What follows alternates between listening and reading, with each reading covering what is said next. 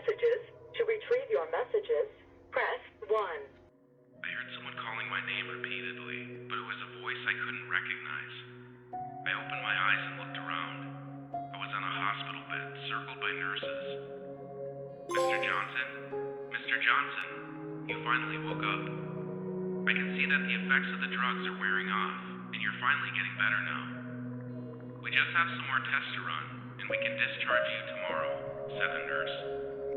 The hospital smell was almost insufferable, and all the loud noises were making me confused and agitated. I couldn't remember how I ended up in the hospital. I couldn't remember anything, really. The nurse looked at me with kindness and continued talking. Don't worry, your memory will slowly come back.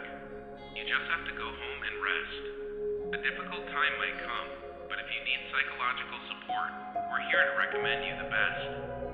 Again, we're sorry for your loss, and we all hope that you'll be fine. All the needed tests were done, so I was discharged the day after. I was standing in front of a house, confused about everything around me. I didn't know whose house this was and why I was brought to it. I unlocked the door and entered the house. Everything I saw didn't remind me of anything specific, but I had a familiar feeling inside the house. The smell of it made me feel somehow safe. What is this place? And why do I feel like I know it? I thought while looking around. I started going through all the rooms and looking at all the photos that were hung on the walls. Fractured scenes kept coming into my mind, remembering slowly of the people I was seeing in the pictures were. I felt like my head was about to explode from all the images that were rolling inside my head. I was trying to put everything together so I could understand how the story went. The memories that I got back were not the best. I remembered my family, my wife Gloria, and my 2 children, Luke and Lucy. My relationship with Gloria was not the best lately. Our communication was almost completely gone, and the time we spent together was almost non-existent. I was a workaholic, and I didn't take much care of Gloria or the kids. Gloria was always tired and upset, worn by the family situation. We got into fights every time we got a chance because everything Gloria wanted from me was to at least try to take care of the family. On the other hand, I loved working as much as I could, and I considered that I was caring for the family. I have to admit, remembering all these things made me feel guilty. Seeing Gloria upset every day was never what I intended, but that's just how things always work between us. I didn't only have a bad relationship with my wife, but also with my son. Luke was a teenager, and he loved going out late at night and locking himself in his room. Luke didn't really listen to us. He liked being a rebel and only doing what he wanted.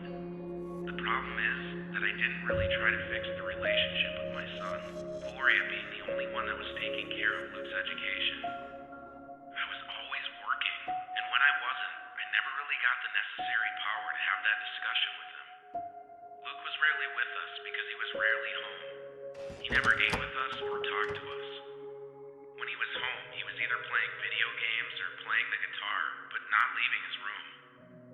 I always put this behavior on the fact that he was a teenager, but now that I'm thinking about it, this was something that needed to be talked about. Lucy was the only one that everyone got along with very well, because she was still a very little child. Lucy was the kid that every parent wishes for. She rarely cries or complains about anything.